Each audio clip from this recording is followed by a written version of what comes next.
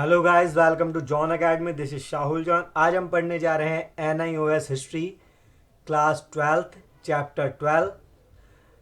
इसका कोड है 315। Previous chapters को आप प्लेलिस्ट में चेक कर सकते हैं। इस चैप्टर को आज हम पढ़ेंगे जिसका नाम है प्रशासनिक प्रणाली और संस्थाएं। ये इस चैप्टर का फर्स्ट पार्ट होगा। तो स्टार्ट करते हैं। प्रशासनिक प्रणाली और संस्थाएं। सबसे पहले हमें जानना होगा ये क्या होता है प्रशासनिक प्रणाली। प्रशासनिक प्रणाली का मतलब होता है किस तरीके से रूल किया जाए किसी क्षेत्र पर, यानी कि राज्य पर, और संस्थाएं क्या काम करती हैं। तो भारत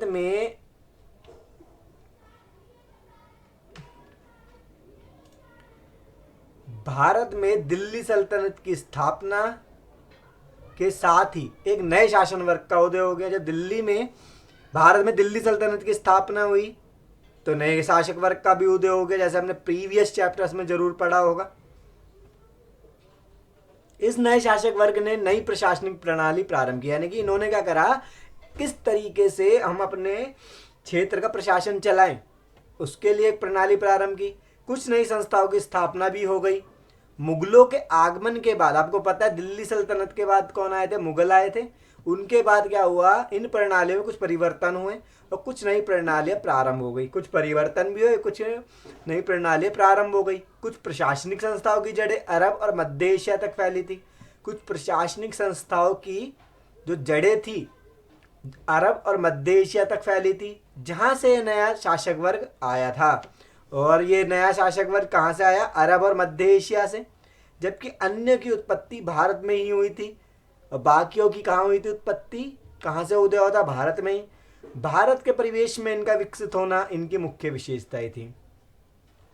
नई प्रशासनिक प्रणाली और संरचनाओं ने सल्तनत तथा मुगल साम्राज्य को सुदृढ़ बनाने में योगदान दिया। और नई प्रशासनिक प्रणालियां थी, उनकी संरचनाओं ने सल्तनत वाला दिल्ली सल्तनत और मुगल साम्राज्य को सुदृढ़ बनाने में योगदान दिया। तो अगर आप जानना चाहते हैं दिल्ली सल्तनत के बारे में और मुगल साम्राज्य के बारे में, तो प्रीवियस चैप्टर्स की वीडियो जरूर देखें आप, तभी आपको पता चलेगा किसके बारे में बात हो रही है। फिर इसमें आपको अंडरलाइन कर लेना है जहां से मैं आपको बताऊं, दिल्ली सल्तनत के अंतर्गत प्रशासनिक ढांचे का विकास। जब कुतुबुद्दीन ऐबक, जैसा कि आपको पता है दिल्ली के सुल्तान थे कुतुबुद्दीन ऐबक, जब कुतुबुद्दीन ऐबक ने स्वयं को लाहौर में स्वतंत्र सुल्तान के रूप में स्थापित किया, तो उस समय मौजूद प्रशासनिक तंत्र प्रारंभिक अवस्था से गुजर रहा था। यानी कि जब कुतुबुद्दीन ऐबक ने खुद को लाहौर में स्वतंत्र सुल्तान के रूप में स्थापित कर दिया था, तब क्या हुआ, तब प्रशासनिक तंत्र जो बनाया जा रहा था वो अपनी प्रारंभिक यानी कि शुरुआती अवस्था से गुजर रहा था, यानी कि शुरू हुआ था अभी बनना। सुल्तानों को इस बात की जानकारी थी कि उन्हें जिस प्रजा का पर शासन करना था उसमें गैर इस्लामी लोगों की संख्या अधिक थी। अब सुल्तानों को यह पता था कि सबसे ज्यादा कौन है, जो लोग इस्लाम को नहीं मानते, यानी कि गैर इस्लामी है, मुसलमान नहीं है। इसलिए दिल्ली के सुल्तानों को सल्तनत की मौजूदा परिस्थितियों को अनुकूल बनाने के लिए खास उपाय करने पड़ते थे। इसलिए दिल्ली के सुल्तानों को क्या करना पड़ता था, उनके लिए परिस्थितियां अच्छी बनाने के लिए, क्योंकि वो तो गैर इस्लामी थे, यानी कि इस्लाम धर्म के नहीं थे, उनके लिए अनुकूल परिस्थितियां बनानी पड़ती थी सुल्तानों को। मेन बात यहां से है जहां पर एग्जाम में आता है, प्रशासनिक प्रणाली जरूर पूछी जाएगी एग्जाम में, तो आपको ये राइट डाउन कर लेना है। सल्तनत काल के दौरान प्रशासनिक तंत्र का प्रमुख सुल्तान होता था। तो सल्तनत काल, जैसे कि दिल्ली सल्तनत, तो दिल्ली सल्तनत के काल या सल्तनत काल के दौरान प्रशासनिक तंत्रों का प्रमुख कौन हुआ करता था, सुल्तान। जैसे कुतुबुद्दीन ऐबक या बलबन, ये सारी चीज, इनको मतलब इस जो भी दिल्ली सल्तनत के थे उनको सुल्तान के नाम से जाना जाता था। उच्च अधिकारी राजकाज में सुल्तान की सहायता करते थे। जो उच्च अधिकारी थे राजकाज में किसकी सहायता करा करते थे, सुल्तान की। सुल्तान के कार्यालय के साथ अन्य कार्यालय भी थे। सुल्तान के कार्यालय के साथ क्या थे, अन्य कार्यालय भी। सैद्धांतिक रूप से सुल्तान की सहायता करने के लिए एक मंत्री परिषद होती थी सुल्तान की सहायता करने के लिए, जिसका नाम था मजलिस ए खलवात। तो ये आपको लिख लेना है जो भी अंडरलाइन किया गया है। तो फर्स्ट है सुल्तान के बारे में, किस तरीके से प्रशासनिक प्रणाली चलाई जाती थी। सुल्तान के बारे में पढ़ते पहला पॉइंट, सुल्तान प्रशासनिक व्यवस्था में केंद्र स्थान पर होता था। यानी कि प्रशासनिक व्यवस्था में केंद्र स्थान पे कौन था? सुल्तान। वह नागरिक प्रशासन का प्रमुख और सेना का सर्वोच्च कमांडर था। वह नागरिक प्रशासन का मेन बंदा था और कौन था? सेना का सर्वोच्च कमांडर हुआ करता था। सुल्तान सभी दरबारियों की नियुक्तियां करता और उनकी तरक्की करता था। सुल्तान का अधिकार क्या था? दरबारियों की नियुक्ति करना और उनकी तरक्की करना, तथा वह किसी को भी अपने दरबार से निकाल सकता था। वह सर्वशक्तिमान था, यानी कि इतनी पावर थी उसकी, वो किसी को भी निकाल सकता था, इसलिए सभी शक्तियां उसके हाथ में थी। इसलिए सारी शक्तियां सुल्तान के हाथ में हुआ करती थी। तथा वह न्यायिक शक्ति का भी सर्वोच्च स्वामी था। न्यायिक शक्ति का मतलब वो फैसला भी सुना सकता था, उसका सर्वोच्च स्वामी ही था सुल्तान। सुल्तान लोगों को उपाधियां और सम्मान प्रदान करता था। उपाधियां भी देता था, सम्मान भी प्रदान करता था। सिद्धांत है सुल्तान का पद उच्च होता था, यानी कि सुल्तान की पोस्ट सबसे हाई होती थी, परंतु व्यवहारिक रूप में उसकी शक्तियां घटती बढ़ती रहती थी। कभी उसकी शक्ति बढ़ जाती थी, कभी घट जाती थी। सुल्तान पर हमेशा अभिजात वर्ग और उलेमाओं का दबाव बना रहता था। पर सुल्तान तो इतना शक्तिशाली था, आपने पढ़ा, पर उस पर किसका मतलब दबाव बना रहता था? अभिजात वर्ग का और उलेमाओं का।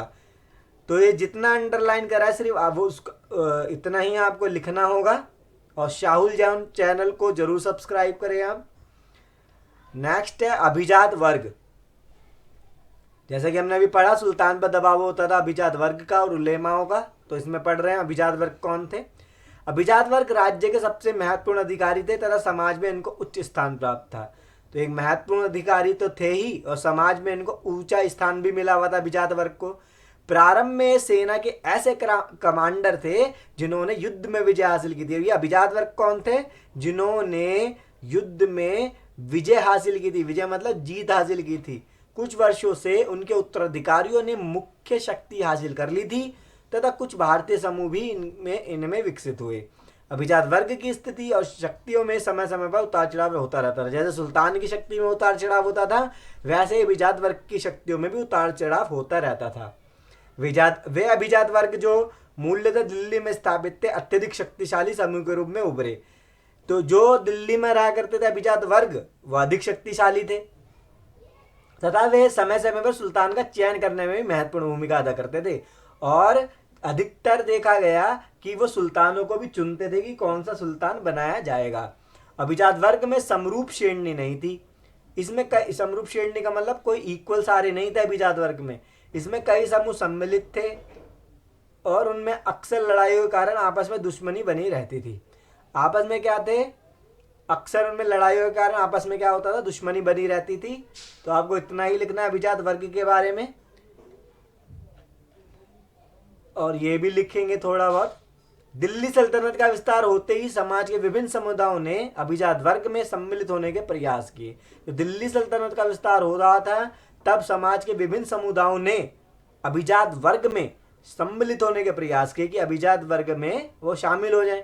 प्रारंभ में इस वर्ग में तुर्कों को शामिल किया गया। सबसे पहले किसे शामिल किया गया? तुर्कों को।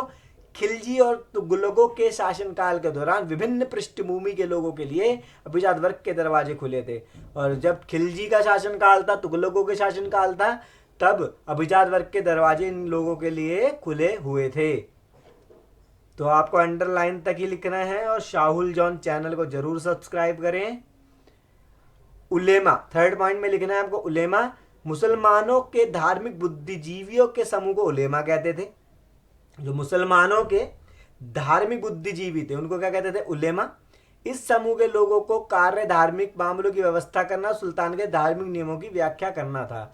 इन लोगों का कार्य क्या था? धार्मिक मामलों की व्याख्या करना और सुल्तानों के लिए धार्मिक नियमों की व्याख्या करना। वे न्यायिक मामलों में प्रभारी भी होते थे। वह न्याय के मामले में क्या होते थे? प्रभारी। यह अत्यधिक प्रभावी समूह था और सुल्तान और अभिजात वर्ग की प्रशंसा करता था। यह अत्यधिक क्या था? प्रभावी समूह, और सुल्तान और अभिजात वर्ग की क्या करता था? प्रशंसा। उनका मुस्लिम जनता में भी प्रभाव था। यह समूह इस्लाम धार्मिक नियमों के अनुसार सल्तनत को चलाने के लिए सुल्तान पर दबाव डालता था। और ये मुस्लिम और ये समूह था इस्लाम का धार्मिक, यानी कि जो उलेमा था वो सुल्तान पर भी दबाव डाला करता था। तो इस समय की प्रशासनिक प्रणाली ऐसी थी जो कि चलाई गई थी, कैसे चलती थी, सुल्तान से, वो बिजात वर्ग से और उलेमा से। तो आपको ये अंडरलाइन कर लेना है और या अपनी कॉपी में लिख लेना है। फिर नेक्स्ट है केंद्रीय प्रशासन कैसा था। प्रशासन प्रणाली का प्रधान सुल्तान होता था। अनेक विभाग थे जिन्हें अलग अलग दायित्व सौंपे गए थे। तो प्रशासनिक प्रणाली का प्रधान कौन था, सुल्तान, और अनेक विभाग भी थे, उनको अलग अलग ड्यूटी, दायित्व का मतलब होता है ड्यूटी सौंपी गई थी या काम सौंपा गया था। इन विभागों का प्रबंध प्रभावशाली अभिजात वर्गों द्वारा किया जाता था। इन विभागों का प्रबंध जो अरेंजमेंट किसके द्वारा किया जाता था, अभिजात वर्गों के द्वारा। यहाँ पर कुछ विभागों का लेखा जोखा लिखा हुआ है, उसके बारे में पढ़ेंगे। पहला पॉइंट है वजारत। सुल्तान के बाद सबसे महत्वपूर्ण कार्यालय दीवान वजारत था। तो सुल्तान के बाद कौन सा महत्वपूर्ण था, दीवान वजारत, जिसका प्रधान वजीर होता था। प्रधान कौन था इसका, वजीर। शाही दरबार में यह मुख्य पद होता था और इसकी भूमिका सभी विभागों के लिए प्रधान पर्यवेक्षक की होती थी, लेकिन इन 4 महत्वपूर्ण भागों का प्रबंध प्रधान था। तो शाही दरबार में मुख्य पद था, उसकी भूमिका सभी विभागों के लिए थी, और चार महत्वपूर्ण भागों का प्रधान भी हुआ करता था, वजीर। यह सुल्तान का मुख्य सलाहकार भी था, सुल्तान को सलाह भी देता था। वजीर का मुख्य कार्य राज्य के वित्त संगठन की देखरेख करना। क्या था, वित्त संगठन की देखरेख करना, सुल्तान को सलाह देना, और कभी कभी सुल्तान के आदेश पर सैन्य अभियान का नेतृत्व करना। और सुल्तान को जब सलाह दिया दे, कभी कभी सुल्तान के आदेश पर सैन्य अभियान का भी नेतृत्व कराया जाता था। सेना को किया जाने वाला भुगतान इसी की देखरेख में होता था, और जो सेना को जो पैसा दिया जाता था वो इसी की देखरेख में होता था। वजारत या वजीर का कार्यालय मुख्य भूमि के राजस्व वसूली पर निगरानी रखना था, और साथ ही साथ वजीर या वजारत का कार्यालय क्या था, भूमि के राजस्व यानी कि भूमि से जो टैक्स वसूला जाता है उसकी निगरानी करना, और राज्य के सभी आय और व्यय का लेखा जोखा रखता था कि कितना खर्चा हुआ, कितना पैसा आया, ये सब देखता था वजीर। तथा इस प्रकार सभी शाही नौकरों की तनख्वाह पर नियंत्रण रखता था, और वो कितने भी शाही नौकर थे उन पर निगरानी रखता था वजीर, अथवा उनका लेखा जोखा रखता था। तथा धर्मार्थ चंदों जैसे फक्तों और इनामों आदि पर नियंत्रण रखता था कि कितने धर्म के नाम पर चंदे आए हैं, यानी पैसा आया है। फक्तों, इनामों के बारे में नियंत्रण कौन रखता था, वजीर। तो ये फर्स्ट पॉइंट है। नेक्स्ट है दीवान अर्ज। साम्राज्य के सैनिक संगठन की देखरेख करने के लिए इस विभाग की स्थापना की गई। तो दीवान अर्ज की स्थापना क्यों की गई, साम्राज्य के सैनिक संगठन की देखरेख करने के लिए। इसका प्रधान अजीर मुमालिक होता था, इसका प्रधान था अजीर मुमालिक। ये सैन्य कार्य की व्यवस्था के लिए उत्तरदायी था। तो सैन्य कार्यों की व्यवस्था करने के लिए उत्तरदायी कौन था, दीवान अर्ज। ये शाही सेना की देखरेख करता था और सैनिकों की भर्ती भी करता था। सेना में अनुशासन बनाए भी रखता था ये, और उनके उपयुक्त रहने की क्षमता का ध्यान रखता था। इक्तादारियों द्वारा रखी जा रही सेना का निरीक्षण भी करता था, और घोड़ों की जांच भी करता था, और पीठ पर शाही निशान लगाता था। घोड़ों की जांच करता था, उनकी पीठ पे क्या लगाता था, शाही निशान भी लगाता था दीवान अर्ज। फिर है दीवान इंसा। यह विभाग राज्य के पत्राचार की देखरेख करता था। ये विभाग के राज्य की क्या करता था, देखरेख। इसका प्रधान दाबीर खास होता था। ये शाही फरमानों के मजमून तैयार करता और उन्हें भेजता था, तथा विभिन्न अधिकारियों से रिपोर्ट प्राप्त भी करता था ये। और दाबिर साम्राज्य के केंद्र और अन्य प्रदेश के बीच सरकारी पत्र व्यवहार करने का एक माध्यम था। यानी कि पत्राचार का जो काम था वो दीवान ईशा का था, इधर से उधर को संदेश को भी पहुंचाना। यह एक किस्म के सुल्तान का निजी सचिव था और फरमान लिखता था। ये फरमान लिखने का भी काम करता था, और सुल्तान का निजी यानी कि जो मेन जो था पर्सनल सचिव भी था। फिर है दीवान रिसालत। ये विभाग न्याय की व्यवस्था करता था। दीवान रिसालत क्या करता था, विभाग न्याय की व्यवस्था। इसका प्रधान सदर होता था, जो काजी मुमालिक भी था। यह सर्वोच्च धार्मिक अधिकारी था, और वह पुरोहितों का कार्य भी देखता था, पुरोहितों का भी कार्य देखता था, यानी कि पंडितों का, यानी कि काजियों का भी। वह काजियों की भी नियुक्ति करता था कि क्या चुना, किसको चुना जाए काजी, कौन चुनता था, दीवान रिसालत। और विभिन्न धर्मार्थ अनुदानों जैसे फक्त, वजीफा, इदरार आदि का अनुमोदन प्रदान करता था। ठीक है, तो दीवानी और फौजदारी दोनों मामलों में अपील की सर्वोच्च अदालत सुल्तान था। तो दीवान रिसालत में आपने पढ़ा विभाग, न्याय की व्यवस्था करना मेन काम है इसका। फिर है न्याय विभाग। इसके अतिरिक्त केंद्र में अनेक छोटे छोटे ऐसे विभाग थे जो साम्राज्य के रोजमर्रा के प्रशासनिक कार्यों में सहायता करते थे। अब वो कौन थे अन्य विभाग? वकीलेदार, अमीर हाजिब, सारे जानदार, अमीर अखुर, शाहना एफिल, अमीर मजलिस। तो आपको जो अंडरलाइन किया गया है वही लिखना है। तो हमारे टॉपिक यहाँ पर कंप्लीट हो गया है। क्या था ये? केंद्रीय प्रशासन किस प्रकार होता था। तो जो अंडरलाइन, जो कलरफुल कर रखी है लाइन है, उसको आपको लिख लेना है।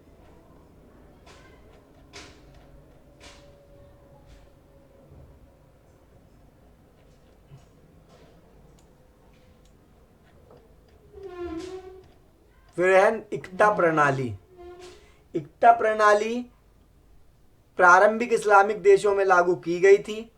यह राज्य की सेवाओं के लिए पारिश्रमिक के रूप में दिया जाता था। जो इक्ता प्रणाली थी इस्लामिक देशों में लागू की गई, यह राज्य की सेवाओं के लिए पारिश्रमिक के रूप में दिया जाता था। ठीक है, तो इक्ता प्रणाली कब की गई? इस्लामिक देशों में लागू की है ये, और यह राज्य की सेवाओं के लिए पारिश्रमिक के रूप में भी दिया जाता था। खलीफा के प्रशासन में यह नागरिक और सैन्य अधिकारी को दिया जाता था। जो खलीफा का प्रशासन था उसमें नागरिकों को, सैन्य अधिकारियों को दिया जाता था। सल्तनत की स्थापना के बाद सुल्तानों द्वारा इक्ता प्रणाली प्रारंभ की गई थी। तो सुल्तानों के द्वारा, सल्तनत की स्थापना के बाद क्या गया था, सुल्तानों द्वारा इक्ता प्रणाली प्रारंभ की गई थी। आपको ध्यान रखना है ये इक्ता प्रणाली किसे कहते थे या कहते हैं, ये एग्जाम में जरूर आएगा, तो उसको जरूर करें। और शाहुल जॉन चैनल को जरूर सब्सक्राइब करें। अब पढ़ते हैं। प्रारंभ में सैन्य कमांडर तथा अभिजात वर्गों को प्रशासन चलाने तथा राजस्व की उगाही करने के लिए नए क्षेत्र सौंप दिए जाते थे। तो सैन्य कमांडरों और अभिजात वर्गों को प्रशासन चलाने के लिए और राजस्व की उगाही, यानी कि राजस्व को कैसे लिया जाए के लिए नए क्षेत्र सौंपे गए। इस प्रकार सौंपे गए इन क्षेत्रों को इक्ता कहते थे। जो क्षेत्र सौंपे गए थे जहां से राजस्व प्राप्त होगा उसको क्या कहते थे? इक्ता। और जिन्हें इक्ता सौंपे जाते थे और जिनको इक्ता दिया जाता था, क्षेत्रों को बांटा जो जाता था इक्ता के तौर पे, उसे इक्तादार अथवा मुक्ति कहलाता। तो इनको इक्तादार कहते थे या मुक्ति कहते थे। नेक्स्ट है स्थानीय प्रशासन। गांव प्रशासन की सबसे छोटी इकाई थी। क्या? स्थानीय प्रशासन। गांव जो थी प्रशासन की सबसे छोटी इकाई थी।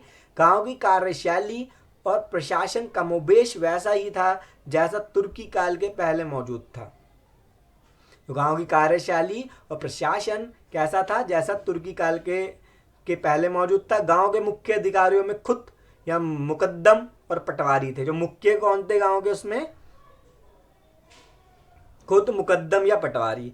वे राजस्व की उगाही करने और कानून और व्यवस्था बनाए रखने में मुक्ति के साथ समन्वय से कार्य करते थे।